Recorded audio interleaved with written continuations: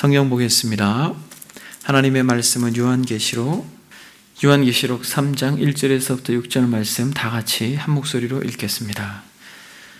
사대 교회의 사자에게 편지하라. 하나님의 7 영과 7 뼈를 가지신 이가 이르시되 내가 내 행위를 아노니 내가 살았다 하는 이름은 가졌으나 죽은 자로다. 너는 일깨어 그 남은 바 죽게 된 것을 굳건하게 하라. 내 하나님 앞에 내 행위에 온전한 것을 찾지 못하였노니 그러므로 내가 어떻게 받았으며 어떻게 들었는지 생각하고 지켜 회개하라. 만일 일깨지 아니하면 내가 도둑같이 이르니 어느 때에 내게 이른지 내가 알지 못하리라. 그러나 사대의 그 옷을 더럽히지 아니한 자 몇 명이 내게 있어 흰 옷을 입고 나와 함께 다니리니 그들이 합당한 자인 연고라. 이기는 자는 이와 같이 흰 옷을 입을 것이요 내가 그 이름을 생명책에서 결코 지우지 아니하고 그 이름을 내 아버지 앞과 그의 천사들 앞에서 시인하리라. 귀 있는 자는 성령이 교회들에게 하시는 말씀을 들을지어다. 아멘.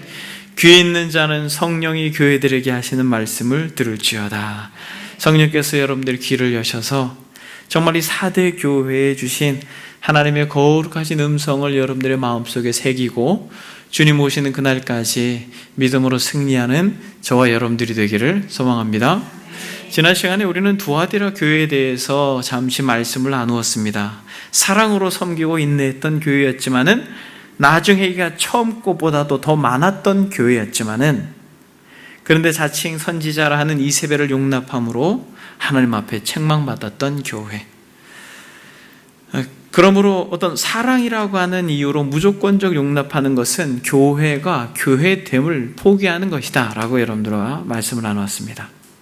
오늘은 4대 교회에 대해서 한번 생각해 보기를 원합니다. 4대 교회를 생각하기 전에 이 4대라고 하는 지역의 특성을 우리가 한번 생각해 봅니다. 여러분, 이 4대라고 하는 지역은 어떤 지역이었냐면은 로마 제국 이전에 아주 찬란했던 역사를 가지고 있었던 그런 지역입니다. 고대 루디아 왕국의 수도였습니다.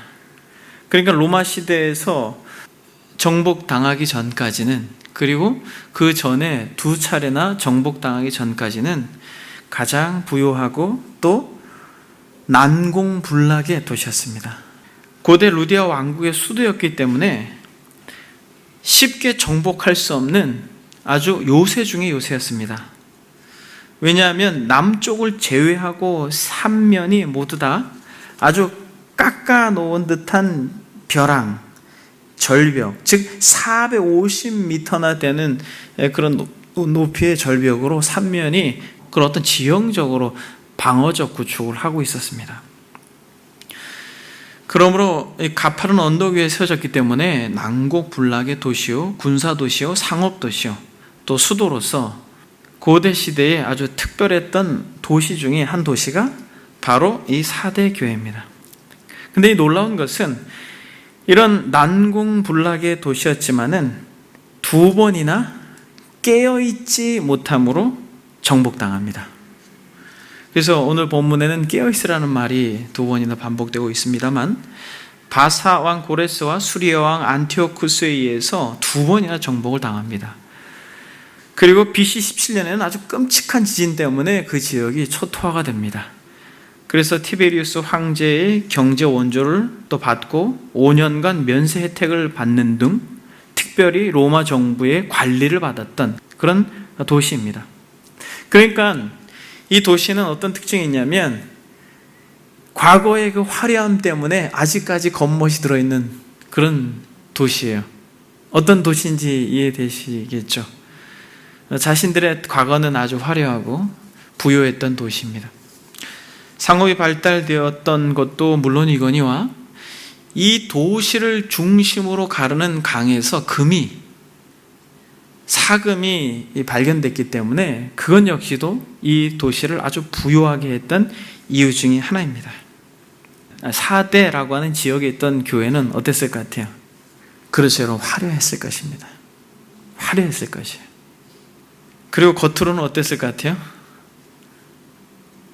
대단했을 것입니다. 실제로 4대 교회 유적지는 지금 가보면 다른 어떤 교회 유적지들보다 더 견고한 벽돌이 남아 있습니다. 큰 벽돌이 남아 있어요. 그러니까 겉으로 볼 때는 굉장히 화려한 교회였을 것입니다.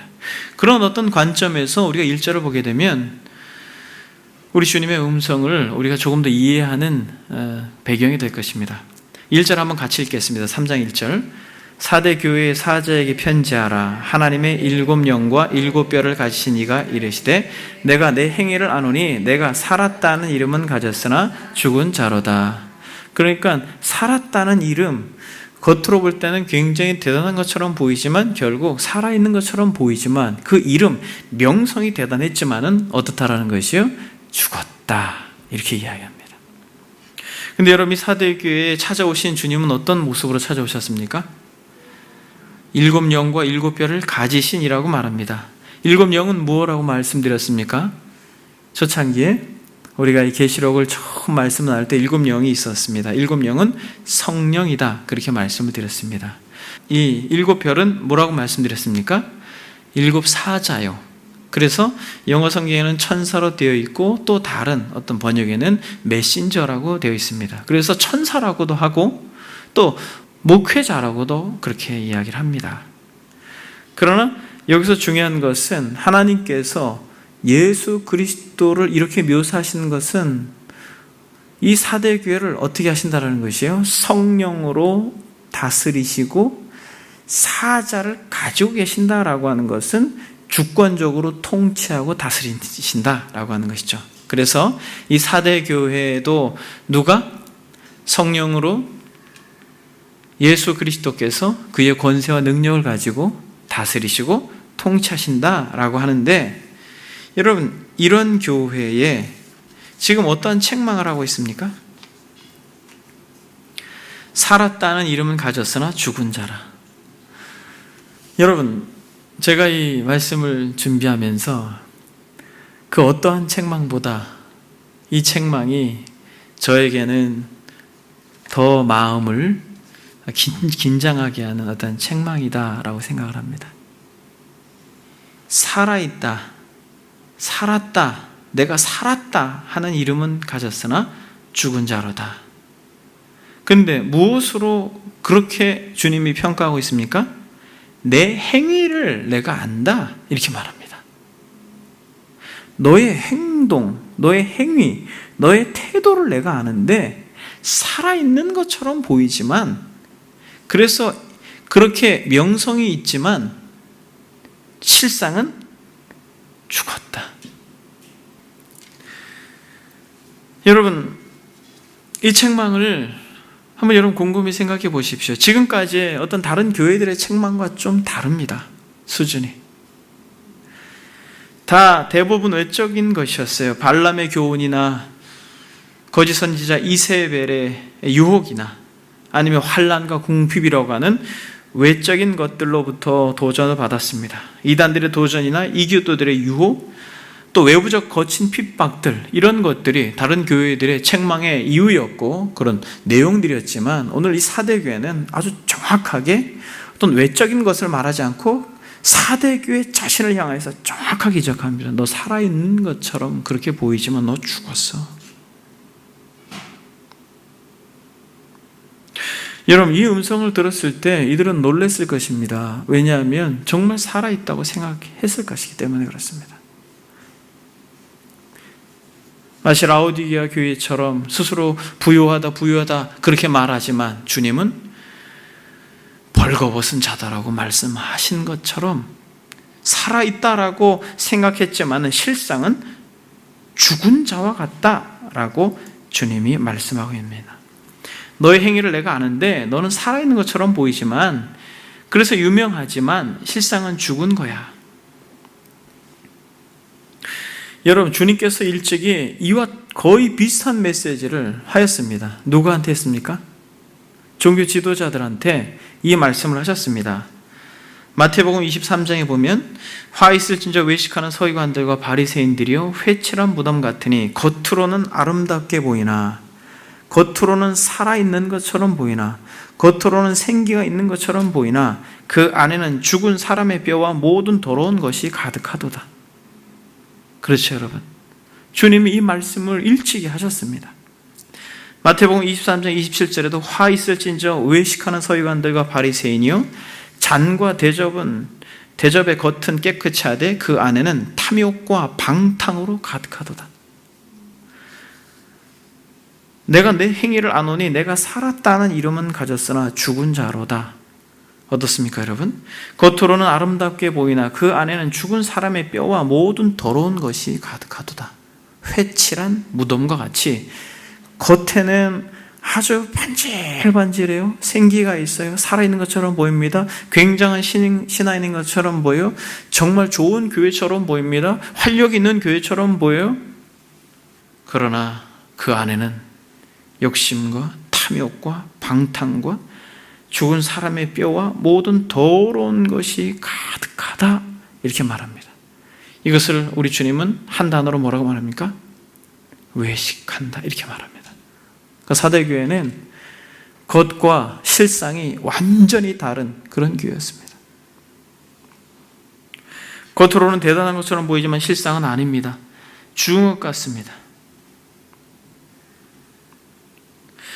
여러분, 이렇게 아주 정말 노골적으로 이렇게 외식적인 모습을 드러내면서 지금 한국 사회에 인기를 끌고 있는 드라마가 있습니다.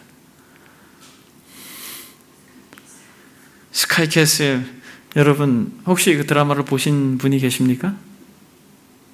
대한민국 상위 0.1%의 사람들이 모여 사는 스카이캐슬, 굉장히 좋은 전원주택, 그러한 전원주택 안에 남편은 왕으로, 그리고 당신들의 자식은 천하제일의 왕자와 공주로 키우고 싶은 이 명문 가문의 출신 사모님들이 아주 그냥 처절한 욕망을 샅샅이 드러내 보이는 리얼 코믹 풍자 드라마, 이 겉을 치장한 회칠한 무덤 같은 모습을 보면서 성공이 우상이요, 자식이 우상이요, 지위가 우상이요, 돈이 우상이요, 가문이 우상인 철저히 세상을 그려낸, 노골적으로 좀 극단적인 표현들을 많이 보이지만은 겉으로는 아름답게 보이나 그 안에는 죽은 사람의 뼈와 모든 더러운 것이 가득하도다라고 하는 이 말씀이 생각나게 하는,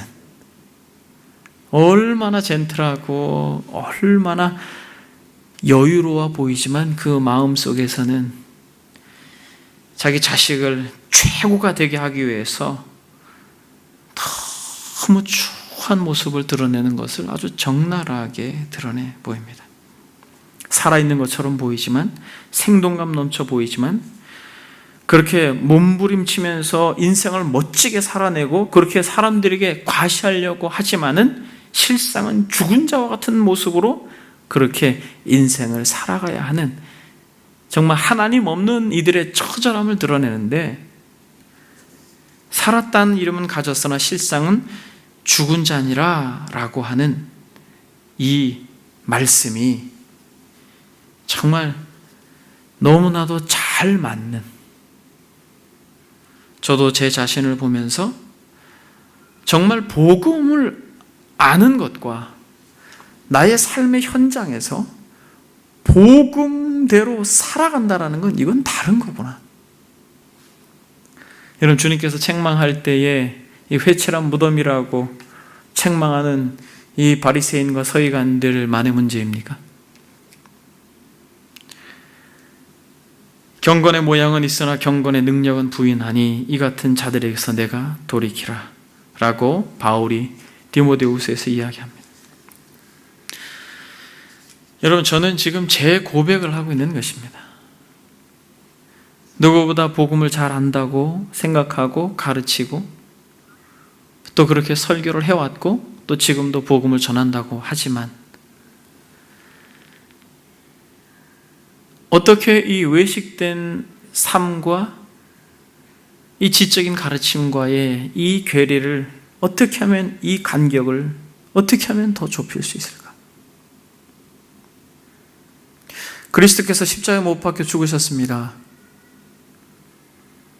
그분은 현재적 욕구가 있었지만은 이 잔을 내게서 지나가게 하옵소서 라고 하는 현재적 욕구가 있었지만은 그 모든 것들을 우리를 사랑하는 이유만으로 하나님께서 허락하신 대의명분, 하나님의 욕구를 부합하여서 그러나 내 뜻대로 마옵시고 아버지 뜻대로 되길 원합니다라고 하는 어떤 죽음의 길과 그 순종의 길을 실제적으로 살아내셨던 어떤 복음을 전하는 것과 복음을 살아내는 것과의 이 괴리를 어떻게 메꿀 수 있을까? 영적으로 보이고 신앙적으로 보이고 겉으로 살아있는 것처럼 보이고 괜찮은 사람처럼 보이고 그러나 실상은 아닌 것을 우리가 이 4대 교회와 같은 상태라고 하는 것을 사랑하는 여러분, 이 말씀이 내가 살았다는 이름은 가졌으나 죽은 자라다. 내 행위를 내가 안다. 너가 분을 삭히지 못하고 너 마음속에 가지는 어떤 그런 욕망과 또 어떤 그런 자존심과 어떤 군림하고자 하는 그런 추한 마음들을 내가 안다. 내 행위를 내가 아노니 내가 살았다는 이름은 가졌으나 죽은 자로다. 제가 말씀을 준비하는데 이 구절에서 넘어가지가 않는 거예요. 다음 구절을 말씀을 나눠야 되는데, 사랑하는 여러분 한번 보십시오. 이러한 4대 교회와 같은 교회들이 또 얼마나 많습니까? 화려한 교회 건물이 있을 수 있습니다. 그리고 많은 프로그램과 대단한 설교자들이 설교를 수없이 쏟아냅니다. 또 그것을 듣고 있으면서 나는 그런 설교를 듣고 있으니까 괜찮은 자라고 생각하는 사람들로 가득 차고, 그런 화려한 교회에 많은 사람들이 문전성쇠를 이룹니다. 문화시설과 탁월한 조직 속에서 또 많은 행사들 속에서 만족하고 스스로 자신들은 대단한 영적인 스카이 캐슬이라고 생각하면서 그렇게 신앙생활하는 사람들이 얼마나 많습니까? 살았다라고 하는 이름을 가졌지만은, 그런 명성을 가졌지만은, 그렇게 스스로 대단하다라고 생각하지만은 인정받는 교회에 다니고 또 좋은 주차시설이 있고 화려한 무대와 멋진 찬양팀이 있고 은혜롭게 찬양을 인도할 수 있습니다만, 그러나 주님이 보실 때 죽었다 라고 말씀할 수 있다는 것이, 성경책을 넘기지 않고도 최고의 스크린에서 목사님들까지 성경을 들고 가지 않고 스크린 화면으로 설교를 하고 그렇게 아주 멋지게 살아있는 것처럼 보이는 교회들이 많이 있지만, 저는 이런 어떤 외적인 시스템이 나쁘다라고 말하는 게 아닙니다. 그렇게 대단하게 보이는 것들이 있지만 결국 그러한 것들에 취해서 스스로 살아있다라고 하는 그러한 자부심을 가지고 있지만 실제로 내실이 없는 책망을 주님이 하고 계시다라고 하는 것을 우리는 알아야 할 것입니다. 마치 고객을 유치하기 위해서 최고의 서비스를 제공하는 기업과 같은, 살아있는 것처럼 보이지만 화려한 무언가가 있어서 대단해 보이지만 실상은 죽어있고 죽어가고 있는 그런 교회들일 수 있다는 것입니다. 여러분, 저와 여러분들에게도 예외가 아니라는 사실을 우리는 잊지 말아야 할 것입니다. 중세 사회는 가장 종교적 문화를 꽃피운 시기입니다. 건축도 종교 양식이고 음악도 종교 음악이고 사람들의 의복마저도 다 종교적입니다. 중세 시대는 이 중세의 공기마저도 종교적이었어요. 그렇게 종교적으로 살아있는 것처럼 보였던 그때의 중세 카톨릭의 성당 지하에서는 갓 태어난 아이들의 뼈가 쌓였습니다. 16세기 중반부터 18세기 중반까지 기독교 역사는 4대 교회와 같았다라고 하는 분이 있습니다. 종교개혁이 시작된 이후 기독교의 영적인 상황에 메마른 형식주의와 안일함이 스며들기 시작하면서 종교개혁의 그 활기참과 중세 시대 때 잃어버렸던 이 복음의 회복으로 인하여서 이 생생함과 생동감이 머지않아 쉽게 사라져버렸습니다. 종교개혁을 일으켰던 어떤 선구자들, 그들이 하나둘씩 사라지면서 교회는 형식주의로 그렇게 굳어가게 되었습니다. 어떤 이들은 이 시기에 대해서 기독교 스콜라주의 또는 학구주의라고 말하기도 합니다. 그 이유는 아마도 무미건조한 교리 논쟁의 분위기를 반영하는 것입니다. 겉으로 살아있으나 영적으로는 죽어있다는 진단을 적절하게 느끼면서 이런 말을 하는 것입니다. 사랑하는 여러분, 이 4대 교회를 생각하면서 정말 많은 것을 생각할 수가 있습니다. 교회들, 또 교회를 구성하고 있는 성도들, 또 설교를 하고 있는 저를 비롯해서 여러분들도 이 4대 교회와 같이 정말 이 말씀을 가지고 정말 많은 이야기들을 할 수 있겠습니다만 성경의 근거에서 내 행위를 아노니 내가 살았다 하는 이름은 가졌으나 죽은 자로다.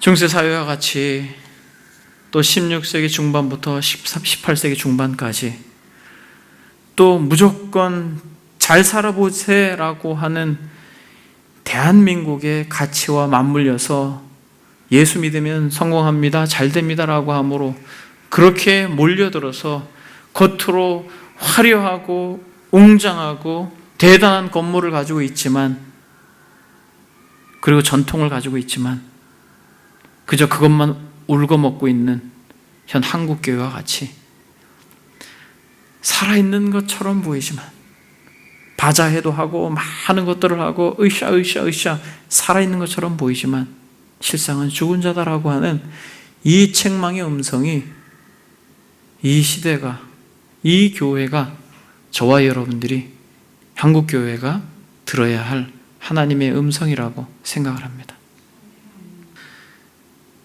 사랑하는 여러분, 이 4대 교회가 4대 지역에 있었는데 이 4대 지역이 참 비참하게 2번, 3번 로마까지 그렇게 정복당하게 된 그런 이유가 있습니다. 역사가들이 말을 해요. 어떻게 그 난공불락의 도시가 남쪽으로 밖에는 길이 나지 않고 그 길도 대로가 아니라 그렇게 큰 도로가 아니에요. 그것만 차단하면 성이 함락되지 않던 이 어떤 난공불락의 도시가 이렇게 2번이나 정복당할 수 있었을까? 여러분, 무엇 때문이라고 말씀하는지 압니까? 역사가들이 깨어있지 않았다라는 거예요. 너무 과신한 거예요. 보초들이 있었지만 그들은 긴장하지 않았습니다. 근신하지 않았어요. 일 깨지 않았습니다. 그 벽을, 그 400m나 되는 그 벽을 타고 올라간 사람에 의해서 정복됐습니다. 조금만 눈을 떠서 보초를 섰더라도 정복당하지 않았을 것이라는 것입니다. 그래서 여러분, 우리 주님께서 어떻게 이 4대 교회와 같이 이렇게 살아있는 것처럼 보이지만은 죽어있는 이 상황을 어떻게 회복할 수 있을 것인가? 여러분, 이것을 어떻게 회복할 수 있다라고 말하고 있습니까? 2절에 다 같이 한번 읽어보겠습니다. 너는 일깨어 그 남은 바 죽게 된 것을 굳건하게 하라. 내 하나님 앞에 내 행위에 온전한 것을 찾지 못하였노라. 3절, 그러므로 내가 어떻게 받았으며 어떻게 들었는지 생각하고 지켜 회개하라. 만일 일깨지 아니하면 내가 도둑같이 이르리니 어느 때에 내게 이르는지 내가 알지 못하리라. 여러분, 2절 3절에서 반복하고 있는 단어가 있습니다. 어떤 단어입니까? 일깨어 라고 합니다. 하나는 긍정적으로 일깨어라고 말하고 하나는 부정적으로 만일 일깨지 아니하면 이라고 말합니다. 사랑하는 여러분, 잃을게요 라고 주님이 방법을 제시하고 있습니다. 잃을게라는 것입니다. 이게 유일한 대안이라는 것이에요, 여러분. 깨어나야지 우리의 현실과 나의 실상을 볼 수 있다는 것입니다. 여러분, 깨어나야지. 여기서 일깨다라고 하는 것은 경성하다, 정신을 차리다, 깨어있다 라고 하는 다양한 의미를 담고 있는 그레고로라고 하는 단어입니다. 이 단어를 주님께서 정말 많이 쓰셨어요, 여러분. 마태복음 24장에서도 그러므로 깨어있으라. 어느 날에 너희 주가 임할는지 너희가 알지 못함이니라. 너희도 아는 바니 만일 집 주인이 도둑이 어느 시각에 올 줄을 알았더라면 깨어있어 그 집을 뚫지 못하게 하였으리라. 이러므로 너희도 준비하고 있으라. 생각하지 않을 때에 인자가 오리라. 준비하고 있으라. 깨어있으라. 경성하라 라고 말합니다. 25장 13절에도 그런즉 깨어있으라. 너희는 그날과 그때를 알지 못하느라. 여러분, 여기서 깨어있어라, 그날과 그때를 알지 못한다라고 말하는 이 깨어있어라는 이 말은 어떤 배경에서 나온 겁니까? 열 처녀 비유에서 나온 것이에요. 지혜로운 다섯 처녀와 미련한 다섯 처녀가 있는데, 지혜로운 다섯 처녀는 혼인잔치에 들어가고 미련한 다섯 처녀는 혼인잔치에 들어가지 못합니다. 근데 그 둘은 너무나도 똑같아요. 다 예복을 입고 등을 들고 다 등에 불이 켜져 있었습니다. 그리고 다 들어가고 싶었어요. 너무 똑같아요. 그런데 어떨 때 결정이 납니까? 어떨 때 지혜로운 처녀와 미련한 처녀가 결정이 납니까? 신랑이 왔을 때. 여러분, 이거는 우리로 근신하게 하는 것입니다. 여러분들, 주님을 고대하십니까? 여러분, 등이 준비되어 있습니까? 여러분, 예복이 여러분들 준비되어 있습니까? 여러분들의 등에 불이 켜져 있습니까? 근데 여러분, 지혜로운 처녀와 미련한 처녀의 차이가 무엇이에요? 기름이 많으냐, 기름이 적으냐의 차이예요. 기름이 많으냐 적으냐의 차이예요. 준비한 사람은 들어간 것이지만 준비하지 못하고 그저 가지고 있던 기름만 태웠던 사람은 못 들어가는 것이에요.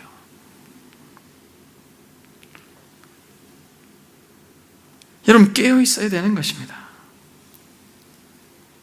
근데 여러분, 그럼 그 기름이 뭐고 준비하는 게 뭐고 깨어 있는 게 무엇이에요? 일깨라, 경성하라, 깨어 있어라라고 말하는데, 여러분, 그것이 무엇입니까? 마가복음 14장 34절에 보면 말씀하시되 내 마음이 심히 고민하여 죽게 되었으니 너희는 여기 머물러 깨어 있어라. 여러분, 주님이 언제 하신 말씀입니까? 겟세마네에 가셔서 주님께서 이 땅에 육신을 입고 오셨을 때 주님은 아셨습니다. 당신이 죽을 것을, 또 죽기 위해 육신을 입으신 걸 아셨어요. 그래서 주님은 일찍이 제자들에게 내가 죽을 것이다 라고도 이야기했습니다. 그런데 바로 죽음이 직전에 그 십자가의 이 진노의 잔이 가까이 왔을 때 주님은 아주 놀라운 경험을 합니다. 겟세마네에서. 무슨 경험을 해요? 그 전까지만 해도 무릎을 꿇고 아버지라고 부르면 하늘이 열리고 그 마음에 감동이 임하였습니다.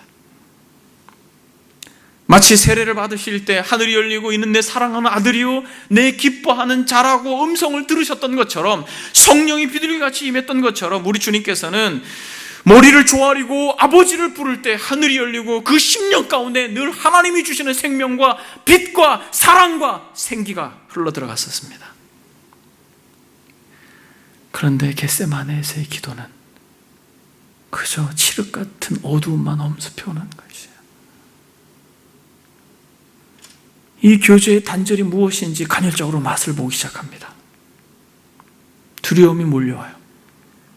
폭풍도 잠잠케 하셨고 죽은 나사로도 말씀으로 살려내신 그분이, 그 권세자들 앞에서도 침묵하고 당당하셨던 그분이 말할 수 없는 두려움 가운데 한낱 피조물인 아주 가련한 인간에게 나를 위해 좀 기도해다오. 여기 머물러 깨어있어라. 내가 마음이 심히 고민하여 죽게 되었으니 라고 말합니다. 여러분, 이들에게 깨어있는 게 무엇이에요? 여러분, 이들에게 깨어있는 게 무엇입니까? 눈을 뜨고 있는 것입니까? 우리 주님께서 오랜 시간 동안 밤이 맞도록 저쪽 구석에 가셔가지고 덜 던진 만큼 떨어지셔서 기도하시는데, 주님이 기도하시는 동안에 잠 안 자고 깨어있는 것입니까? 여러분, 열처녀의 비유 속에서 미련한 처녀도 잤고 지혜로운 처녀도 잤습니다. 여러분, 지혜로운 처녀가 자지 않은 게 아니에요. 다 잤습니다. 여러분, 깨어있는 게 무엇이에요? 내 마음이 심히 고민하여 죽게 되었으니 너희는 여기서 머물러 깨어있으라는 것이에요. 뭘 알아달라는 것이에요. 깨어있는 건 뭐예요, 여러분? 주님의 마음을 아는 것입니다. 깨어있는 게 뭐라고, 여러분? 여러분, 주님의 마음을 아는 것입니다. 깨어있는다라는 것은 주님의 마음을 아는 것이에요. 2절에 너는 일깨어 그 남은 바 죽게 된 것을 굳건하게 하라. 내 하나님 앞에 내 행위 온전한 것을 찾지 못하였느니라. 이게 무슨 말이요? 내 행위 온전한 것을 찾지 못하였느니라고 말하는 것은 뭐냐면 이렇게 이야기하는 것입니다. 하나님께서 요구하신 어떤 그런 것이 너가 한 행동 가운데 어떤 것도 만나지 않았다라는 것이에요. 이게 무슨 말입니까? 너가 한 행동들이 되게 화려해 보이고 종교적이고 그렇게 남들이 인정할 만하지만은 아버지의 요구를 만나지 못했다라는 것이에요. 아버지의 마음과 맞대어 있지 않다는 것입니다. 사도행전에 보게 되면 그러므로 여러분 일깨어 내가 3년이나 밤낮 쉬지 않고 눈물로 각 사람을 훈계하던 것을 기억하십시오라고 말할 때 일깨어라고 하는 이 단어를 똑같이 쓰고 있습니다. 누가 한 말입니까? 그렇죠, 여러분. 바울이 누구한테 한 말이에요?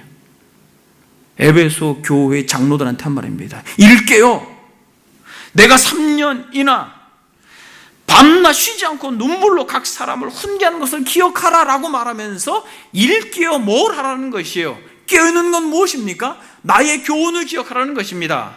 밤낮 내가 열정적으로 너희들에게 가르친 것을 기억하라 라고 말합니다. 눈물로 가르친 것을 기억하라는 것이에요. 눈물로 뭘 가르쳤습니까? 고린도전서에 보게 되면 나 바울은 친필로 너희에게 문안하노니 만일 누구든지 주를 사랑하지 아니하면 저주를 받을지어다. 우리 주여 오시옵소서.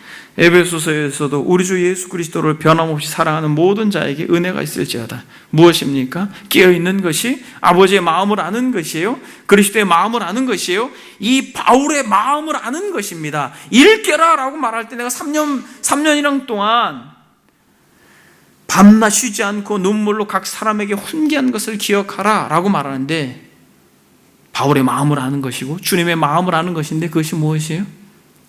바로 주님을 사랑하라는 것이에요. 기름은 이전보다 더 주님을 사랑하는 것을 말하는 것이에요. 또 성령 충만 이런 개념이 아니라 성령 충만이 우리로 하여금 그리스도를 사랑하게 하는 이유가 되겠습니다만, 그래서 여러분 주님이 뭐라고 말합니까? 너희는 일깨어 그 남은 바 죽게 된 것을 굳건하게 하라. 여러분 희망이 있죠. 무슨 희망이 있습니까? 남은 바 뭐가 있다라는 것이에요, 여러분. 남은 게 있다라는 것이에요. 무엇이 남았습니까? 주님을 향한 마음이. 자기를 자랑하는 것을 멈추고 주님을 향한 마음이 남아있다라는 것이에요. 주를 향한 그 사랑의 불씨를 다시 한번 일궈내라는 것입니다. 여러분, 장작을 피울 때에 조그마한 불씨가 있으면 여러분 어떻게 합니까? 그 장작에 불을 떼야 돼요. 어떻게 해야 돼요?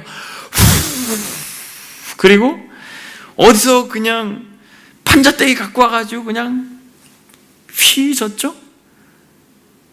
그리고 곽대기 이런 거 갖고 와가지고 계속해서 불씨를 살리라는 것이에요. 그것이 하나님께서 지금 저와 여러분들에게 요구하시는 것입니다.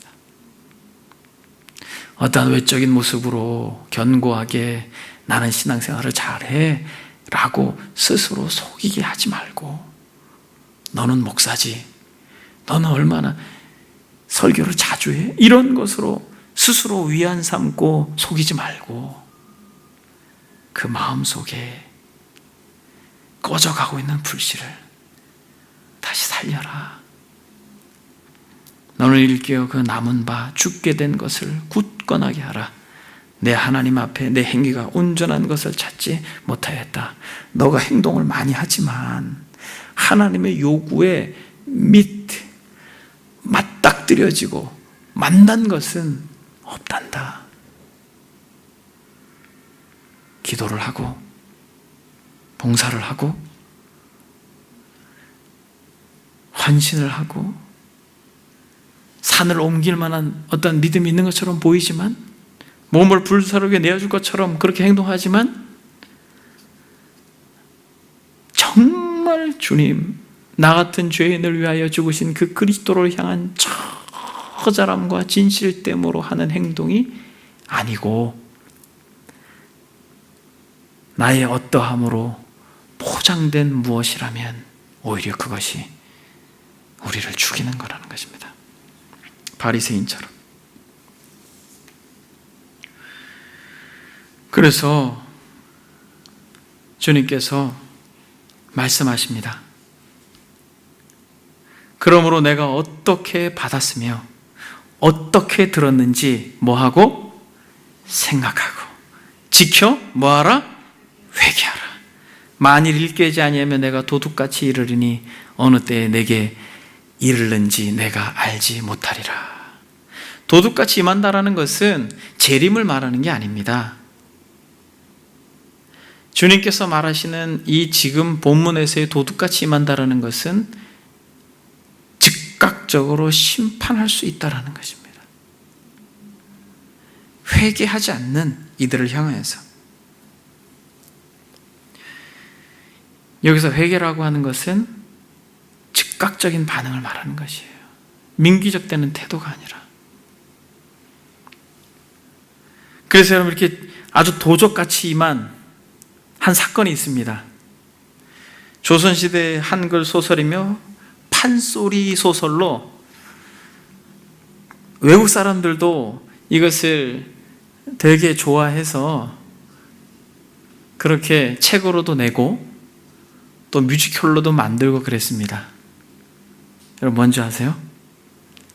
조선시대의 어떤 철저했던 신분 계급을 뒤엎는 그런 소설, 제가 이걸 되게 좋아합니다.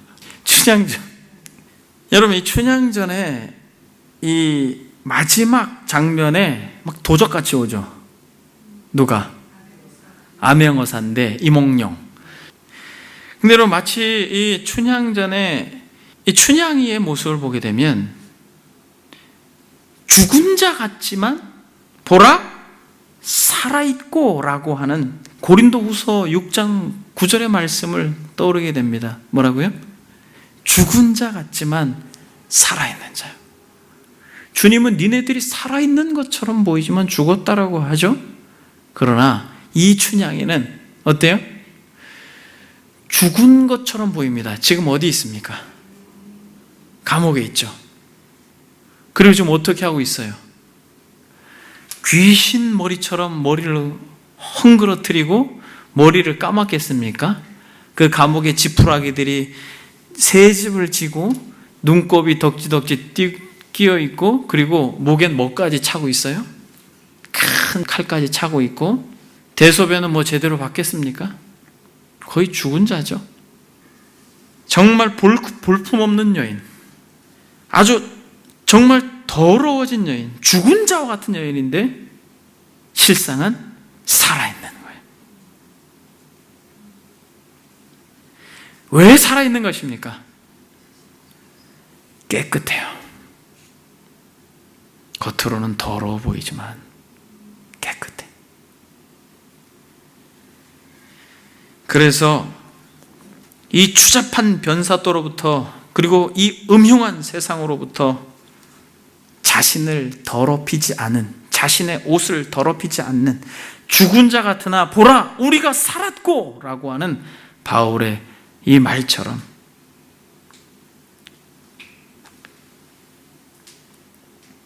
그래서 여러분, 이 춘향이가 어떻게 이 순간을 견뎠을까요? 이 어렵고 힘든 어떤 이 고난의 여정을 어떻게 견뎠을까요? 믿음. 역시 훌륭한 대답이에요. 맞아요, 여러분. 믿음. 누구에 대한 믿음이에요? 다시 오겠다라고 약속했잖아요. 저는 이 춘향전은 복음이에요, 복음. 이게 외국에서 소설로 만들어지고 이렇게 되는 건 저는 그럴 만한 가치가 있는 것이에요. 다시 오겠다라고 했습니다. 이걸 믿는 거죠. 그런데 여러분, 그걸 어떻게 하는 것입니까? 오늘 본문에서 보니까 그거를 받았죠. 그걸 들었죠. 생각하고 있습니다. 계속 생각하고 있는 것이에요. 기억한 것입니다. 뭘 기억하고 있는 것이에요? 이몽룡이 밀어주던 그 그네가 생각나는 거예요. 비록 칼을 차고 새 집을 쥐고 앉아있지만 계속 기억하고 있는 것입니다. 뭘 기억해요? 이몽룡의 그 부드러운 음성을 기억하고 있는 것이에요. 내가 다시 올게.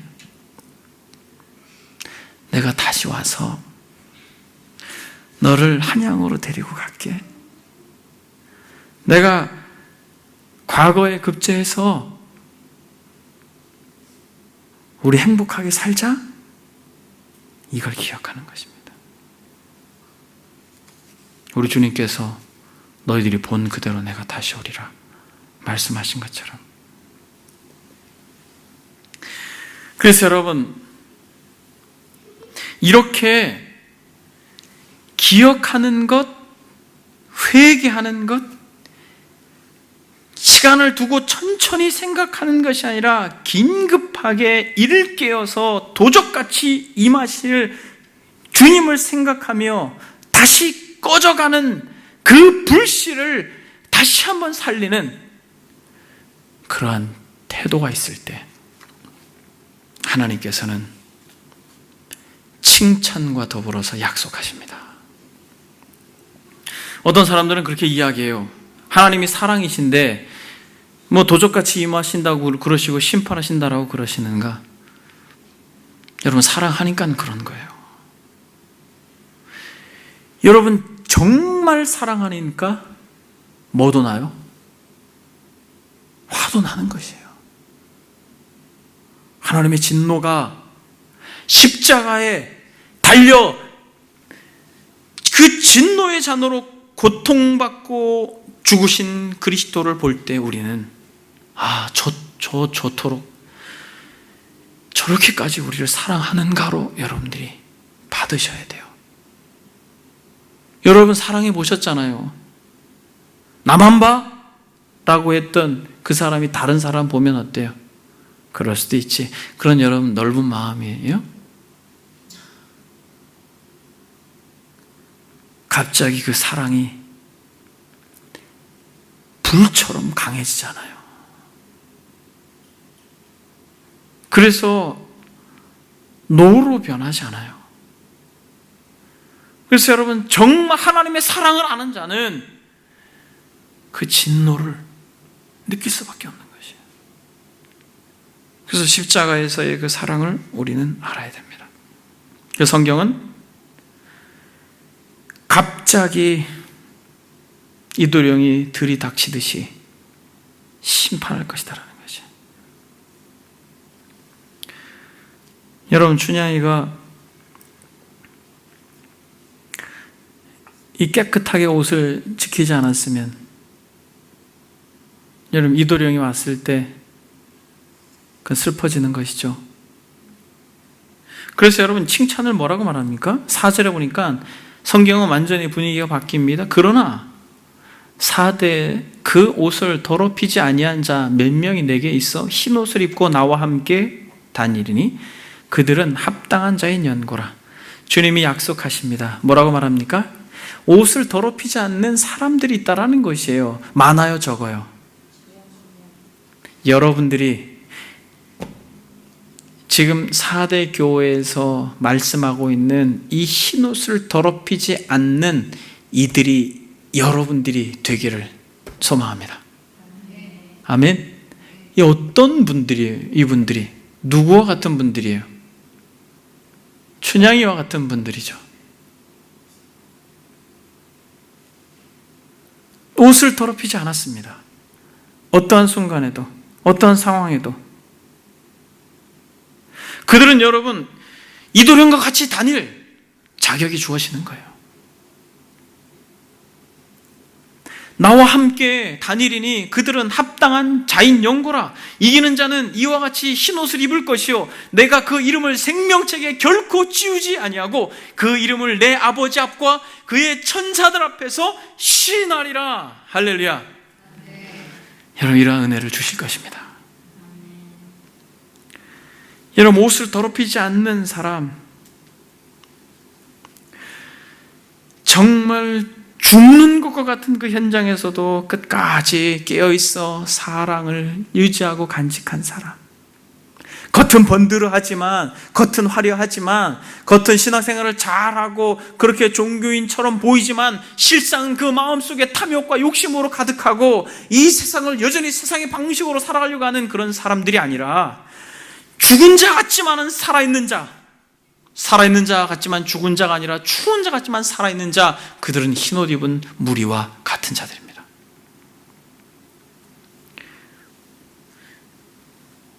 여러분, 이 춘향이가 결국에는 어떻게 돼요? 변사또를 이 질책하고 감옥에 집어넣죠. 감옥에 집어넣고 나서 이제 죄수들을 한 명씩 끄집어냅니다. 암행어사가. 그리고 죄를 추궁해요. 억울하게 들어온 사람은 살려줍니다. 그렇게 한 명씩 죄수들을 심판하다가 누가 딱 나타나요? 춘향이가 나타나요. 춘향이가 여전히 고개를 푹 숙이고 거지처럼 이도령 앞에 있는 것입니다. 겉으로 볼 때 예뻤겠어요? 안 예뻤겠어요? 상상을 여러분들이 해보셔도 됩니다. 정말 몰골이었을 것이에요. 그때 짐짓 거짓으로 춘향이에게 이렇게 말합니다. 나의 수청을 들라. 그러면 너의 목숨을 내가 살려주겠다. 여러분, 이 이도령이 처음 남원으로 왔을 때, 이 전라남도 남원으로 왔을 때 어떤 모습으로 왔어요? 한양으로 갔다가 돌아왔을 때 거지처럼 하고 왔습니다. 그래서 매월이가 내 딸 죽었다, 내 딸 죽었다라고 하면서 한탄합니다. 그러니까 이 암행어사가 이도령이었을 거라고 하는 생각을 춘향이가 했을까요? 못했을까요? 못했습니다. 근데 이 암행어사가 나의 수청을 들면 살려주겠다 라고 말하니까 춘향이가 뭐라고 말합니까? 차라리 죽여주십시오. 5절을 한번 읽겠습니다. 5절 다 같이 시작.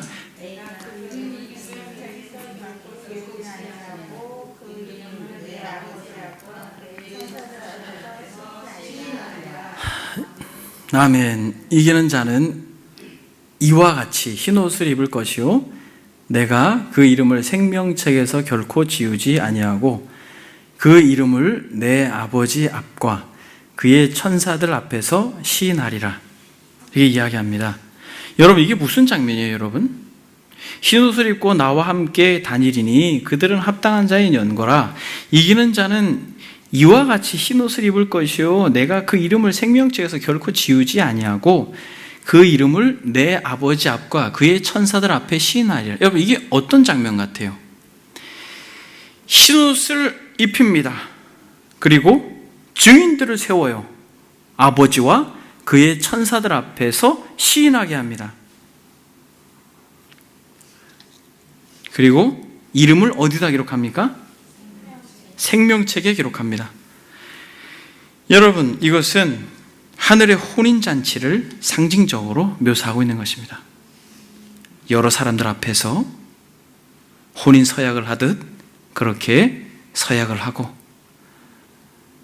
참으로 정조와 순결을 지킨 자신의 사랑스러운 아내, 나의 사랑, 나의 어여쁜 자야, 일어나 함께 가자.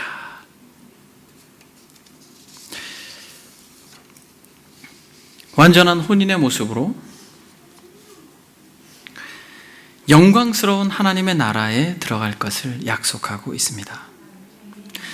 여러분, 흰옷을 입는 것은 아주 정확한 신분을 나타내는 것입니다. 유대인들 가운데 제사장들과 레위인들은 성전을 섬길 때 흰옷을 입었고, 로마의 귀족들은 통상적으로 하얀 옷을 입었으며 특히 승리를 얻은 경주자들은 흰옷을 입었습니다. 그리고 천상의 계시록에 나와 있는 24장로가 흰옷을 입었습니다. 그러므로 이 흰옷 입은 이 신부는 영광스러운 하나님의 나라에서 증인들 앞에 그리스도와 영원한 하나님의 나라를 누리게 되는 것입니다.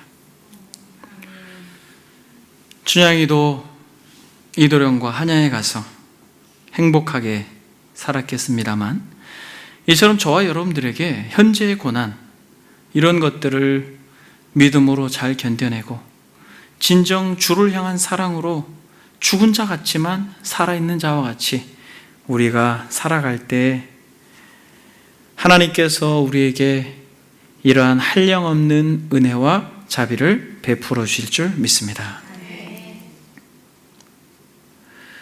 저와 여러분들에게 그래도 소망이 되는 것은 어떻게 하면 우리가 이렇게 주님을 사랑하고 흰옷 입은 무리와 같이 이런 반열에 설 수 있을까? 그것은 7 영과 7 뼈를 가지신 이가 계시기 때문에 가능합니다. 주님께서 영으로 우리를 돌아보시고 성령이 말할 수 없는 탄식으로 우리의 죄를 보게 하고 회개하고 또 돌이키게 할 때 우리는 주님을 더욱 사랑하는 법을 배울 것이고, 주님을 더욱 가까이 가서 그분을 닮고 싶은 그런 마음의 태도를 가지게 될 것입니다. 그래서 여러분, 저와 여러분들이 비록 지금은 연약하고 허물이 많고 복음적 삶과 거리가 멀다 할지라도 용기를 가지고 7 영과 7 뼈를 가지신 그리스도께서 우리를 다스리고 통치하신다라는 믿음으로 승리할 수 있기를 바랍니다. 한 가지 적용하고 말씀을 마치겠습니다. 이 시간 우리 자신들을 돌아보고 이 공동체를 돌아보고 조국교회를 한번 생각해 봅시다. 살아있다고 하지만 죽은 자와 같은 모습들을 볼 때 주님, 이를 깨요 근신함으로 주님이 원하시는 삶으로 돌이켜 하나님과 영생을 누리는 은혜가 이 공동체와 조국교회가 그런 은혜를 마음껏 누릴 수 있도록 주님 도와주십시오. 말씀을 마치겠습니다. 여러분, 성경 한 절만 읽고 말씀을 마치겠습니다. 계시록 7장 14절에서부터 17절. 장로 중 하나가 응답하여 나에게 이르되 이 흰옷 입은 자들이 누구며 또 어디서 왔느냐? 같이 읽겠습니다. 내가 말하기를 내 주여 당신이 아시나이다 하니 그가 나에게 이르되 이는 큰 환난에서 나오는 자들인데 어린 양의 피에 그 옷을 씻어 희게 하였느니라. 그러므로 그들이 하나님의 보좌 앞에 있고 또 그의 성전에서 밤낮 하나님을 섬김에 보좌에 앉으신 이가 그를 위에 장막을 치시니 그들이 다시는 줄이지도 아니하며 목마르지도 아니하고 해나 아무 뜨거운 기운에 상하지 아니하리니 이는 보좌 가운데 계신 어린 양이 그들의 목자가 되사 생명수 샘으로 인도하시고 하나님께서 그들의 눈에서 모든 눈물을 씻어주실 것이라. 아멘. 하나님께서 저와 여러분들을 신부로, 거룩한 신부로 맞아들이고 그곳에 하나님을 섬길 뿐만 아니라 장막을 치시리니 영광스러운 그 나라에서 하나님과 그리스도와 더불어 영생하는 은혜를 약속하고 계십니다. 참으로 끝까지 우리의 마음의 옷을 더럽히지 말고 예수 그리스도를 소망하고 그 어린 양의 피에 옷을 씻어 날마다 희귀함으로 승리하는 저와 여러분들이 되기를 주의 이름으로 축복합니다. 이 시간 우리 다 같이 한번 기도하겠습니다. 기도하실 때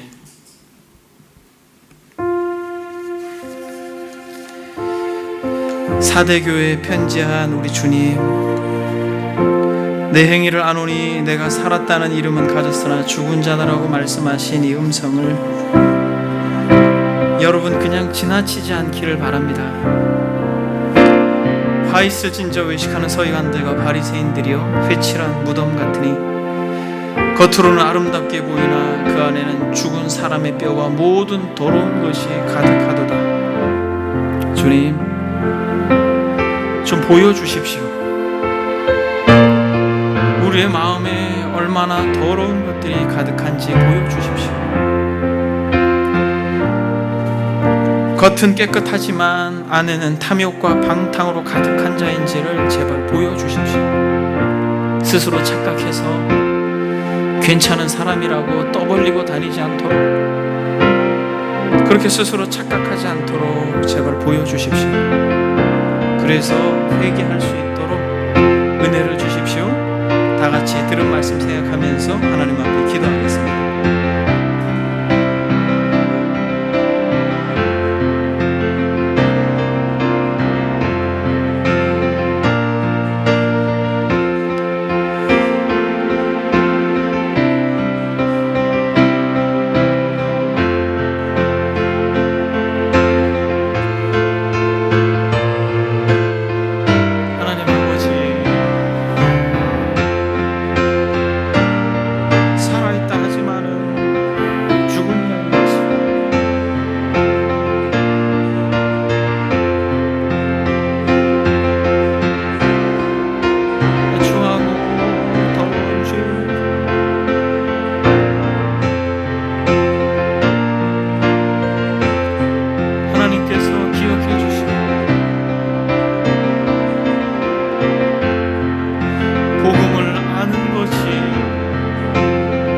복음을 살아내는 것이 아님을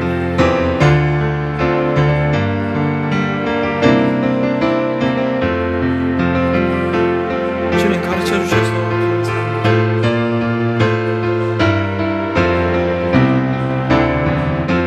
주님 도와주셔서 복음을 살아낼 수 있도록,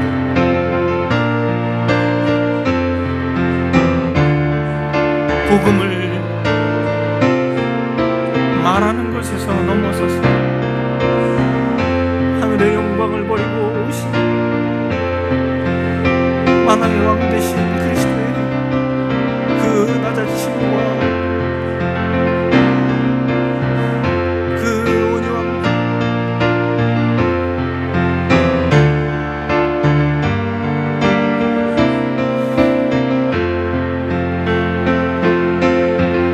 그 자비를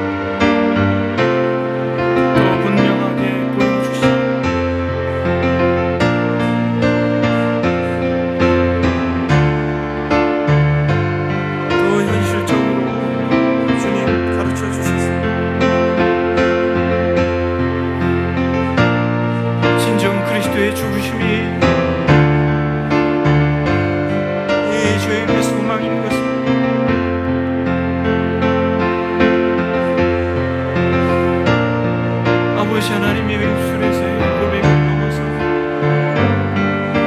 전인격의 존재가 되어지도록 하나님 도와주시고, 예수 그리스도 그 거룩하신 이름, 예수 그리스도의 그 영광스러운 이름 앞에 다시 한번 무릎을 꿇고 그 십자가의 영광 앞에 다시 한번 아버지 하나님 우리의 저절함과 어찌할 수 없는 그 비참함을 다시 한번 돌이켜 그 살자가 아버지 하나님 그 재난의 뿔을 잡듯이 미천한 종이 달려가 그 뿔을 잡수는지 성령의 인치심으로 말미암아 여전히 이 세대에 휩쓸려가지 않아 그 복음의 영광 앞에 아버지 하나님이여 정말 견고하게 서서 흔들리지 않아 죽은 자 같지만 살아있는 자로 그렇게 살 수 있다. 아버지 하나님 죽은 자 같지만 정말 살아있는 자로 살 수 있다. 성령이여 도와주십시오.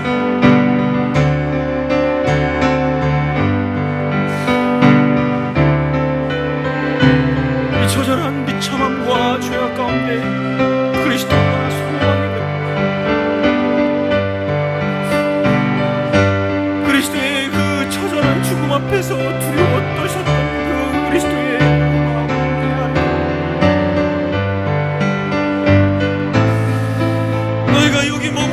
있어라 라고 하신 그 그리스도의 음성 앞에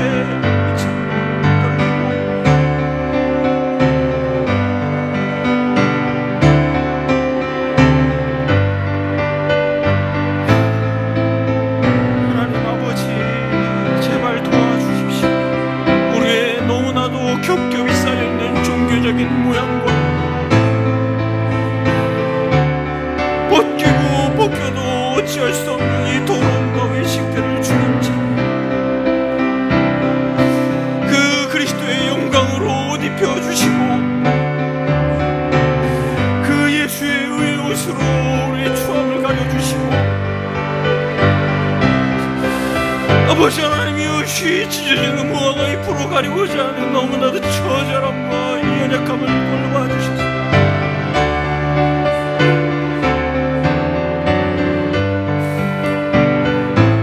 주님께서 친히 동물을 찢으셔서 만드신 가죽의 옷으로 우리를 다시 한번 입혀주소서. 그 피에 우리의 마음을 씻고 그 피에 우리의 주여 우리의 욕망과 더러움을 씻고 아버지 하나님이여 우리가 주님과 더불어 이 세상을 같이 살아가지 않도록 도와주십시오. 어찌 하나님과 친구를 교마여 섬기느냐 말씀하시옵소서. 하나님과 세상을 향하여 있는 이 정말 이 추하고 더러운 마음을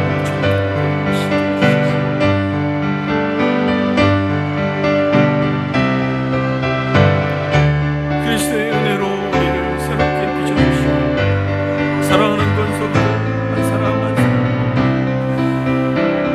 주님께서 은혜와 공의를 더하여 주셔서 주님께서 우리를 긍휼히 여겨 주셔서 우리가 예배를 드리는 것으로 만족하고 설교를 듣는 것으로 만족해하지 않도록